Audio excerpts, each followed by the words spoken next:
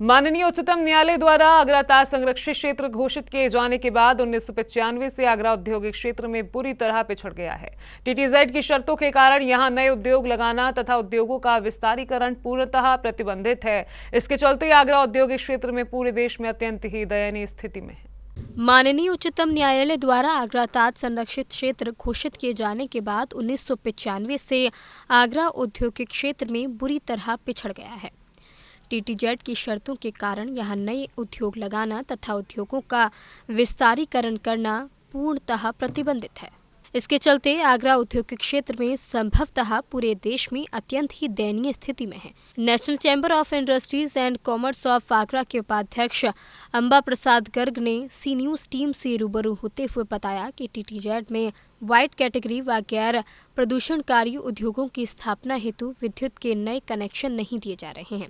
वर्तमान में यदि कोई इंडस्ट्रीज गैस जनरेटर द्वारा मशीनों को संचालित कर रही है और उसके प्रदूषण अनापत्ति पत्र में गैस जनरेटर भी शामिल है। वर्तमान में गैस जनरेटर चलन से बाहर हो जाने के कारण फर्म स्वामी द्वारा विद्युत कनेक्शन हेतु आवेदन किए जाने पर विद्युत विभाग द्वारा उसको ताज संरक्षित क्षेत्र का हवाला देकर उसको नया विद्युत कनेक्शन नहीं दिया जाता है, जबकि फर्म मालिक द्वारा फर्म का न तो विस्तारीकरण किया जाता है, फर्म स्वामित्व व उत्पाद भी पूर्वत होता है, जबकि माननीय सर्वोच्च न्यायालय के आदेशानुसार विद्युत कनेक्शन नहीं दिए जाने पर किसी भी प्रकार की कोई रोक नहीं है।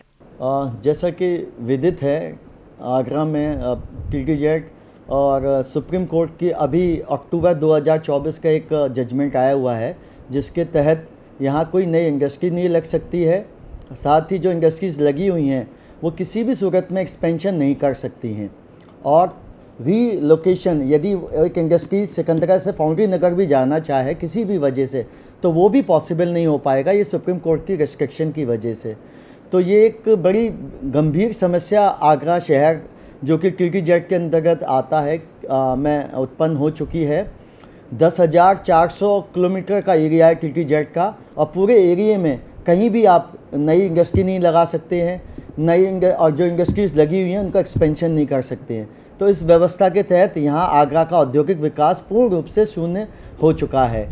अंबा प्रसाद गर्ग ने कहा कि यूपीसीडा द्वारा औद्योगिक क्षेत्र के रखरखाव के लिए मेंटेनेंस चार्ज के रूप में जो मांगा गया है वह नगर निगम के शुल्क से भी बहुत अधिक है। यूपीसीडा द्वारा औद्योगिक क्षेत्र में रखरखाव के लिए 35 रुपए मीटर की दर से मेंटेनेंस चार्ज मांगा जा रहा है। माननीय मंत्री उत्तर प्रदेश उद्योग नंद गोपाल गुप्ता नंदी द्वारा प्रयागराज में 55 रुपए के स्थान पर 21 वर्ग मीटर रखरखाव शुल्क कर दिया गया है।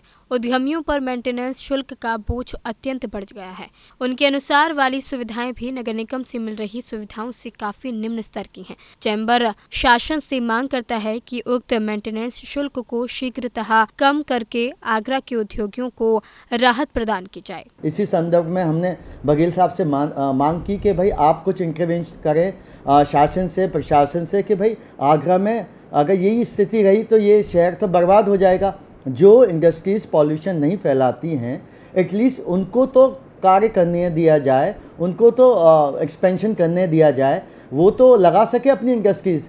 इसी बात को मांग करते हुए हमने कल एक पीएल पैलेस में माननीय बघेल साहब और विजय सेवागे जी के साथ एक मीटिंग का आयोजन किया, और उनका भी बड़े पॉजिटिव नोट में मीटिंग चली। बघेल साहब ने हमें आश्वस्त किया है कि वो चीफ जो सेक्रेटरी हैं यूपी के, उनके साथ बहुत शीघ्र ही चैम्बर की एक मीटिंग ऑर्गेनाइज करेंगे, जिसमें विभिन्न जो डिपार्टमेंट हैं उनके जो चीफ होंगे उनको भी हम बिठा लेंगे, ताकि एक ही मंच पे सब बैठ के जो उद्यमियों की समस्याएं हैं किसी भी एंड पे उसका समाधान किया जा सके। अभी हाल ही में national chamber of industries and commerce of Agra ने पीएल पैलेस होटल में केंद्रीय मंत्री प्रोफेसर एसपी सिंह बघेल के साथ बैठक कर ताजनगरी के उद्योग से संबंधित 13 सूत्रीय मांगों को उठाया। केंद्रीय मंत्री प्रोफेसर एसपी सिंह बघेल ने चैम्बर की जायज मांगों को उचित माध्यम से उत्तर प्रदेश शासन और केंद्र सरकार तक पहुंचाने का भरोसा उद्योग जगत से जुड़े लोगों को दिया है। सी न्यूज के लिए अजय बहादुर की रिपोर्ट।